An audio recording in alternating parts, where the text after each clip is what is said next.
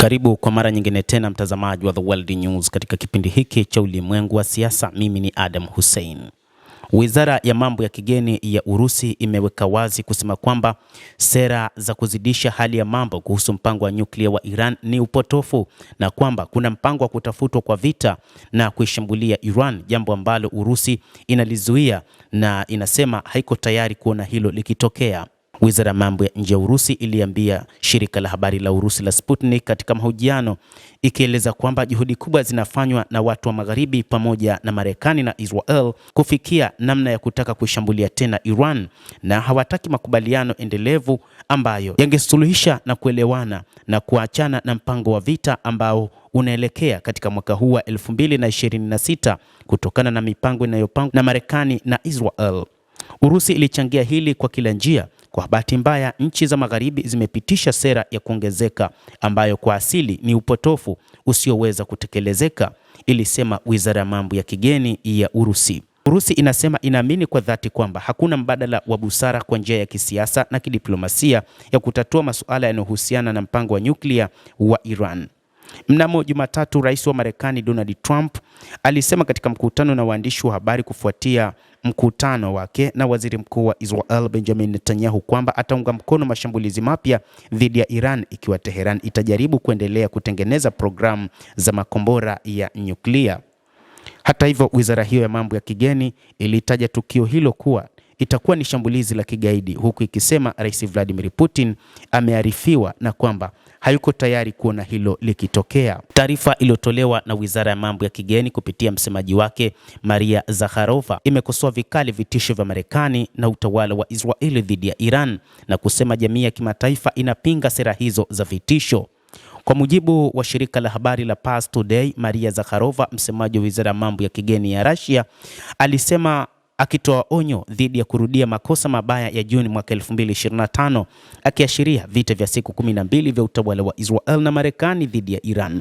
Amesisitiza kuwa Moscow inawaonya watu wa Magharibi pamoja na Marekani na Israel juu ya misimamo yao mikali ili wajiepushe na chokochoko na mivutano na Iran na mpango wake wa nyuklia na badala yake waachane na njia yao ya uharibifu. Moscow inawaonya wenye msimamo mikali kujiepusha dhidi ya uchochezi wa mvutano na Iran na mpango wake wa nyuklia na waachane na njia yao ya uharibifu, anasema Maria Zakharova, msemaji wa wizara ya mambo ya kigeni ya Urusi.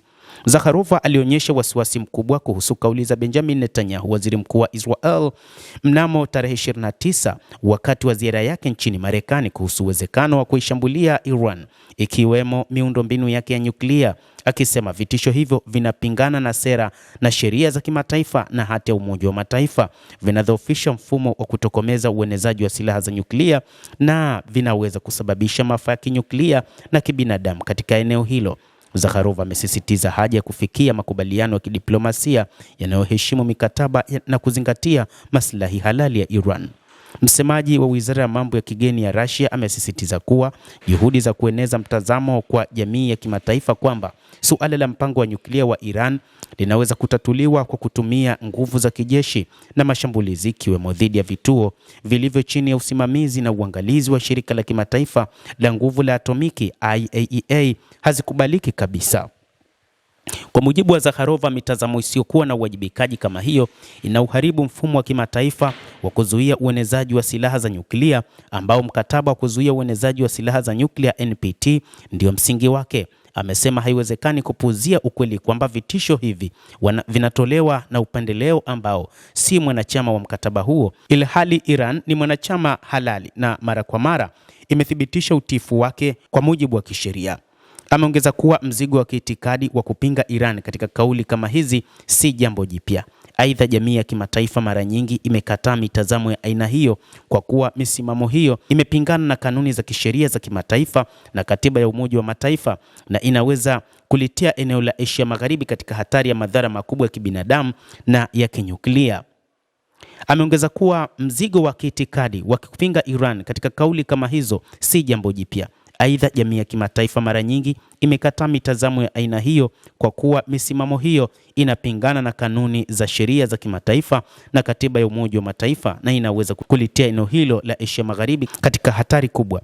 Msimamo thabiti wa Urusi katika kukataa vitisho hivyo vya Marekani na utawala wa Israel unaonyesha mtazamo wa Moscow wa kupinga hatua zisizo halali za Washington na Tel Aviv dhidi ya Iran, hususan baada ya kurejea kwa Donald Trump madarakani kama rais wa Marekani mnamo Januari mwaka uliopita.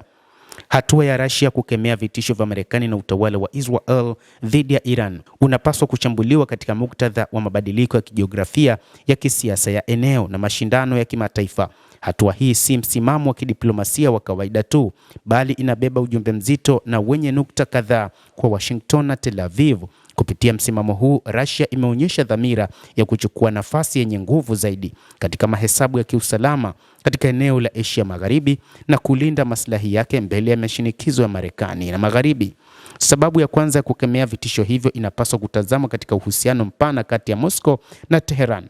Iran ni mshirika muhimu wa Russia katika eneo hilo, iwe katika sekta ya nishati au katika masuala ya kiusalama. Ushirikiano wa nchi hizi mbili nchini Syria pamoja na katika nyanja za kiuchumi na kijeshi umeonyesha kuwa Moscow haitaki kuiacha Tehran peke yake kukemea vitisho vya Marekani na utawala wa Israel. Kwa hakika ni ishara ya msaada wa kisiasa kwa Iran na kuimarisha ushirikiano huu wa kimkakati. Mtazamaji, endelea kutufuatilia na nikusihi tu usisahau kulike, usisahau kucomment, kadhalika na kusubscribe channel yetu hii ili upate habari hizi kwa mapana kupitia The World News. Mimi ni Adam Hussein, endelea kuwa nasi wakati wote, endelea kutufuatilia.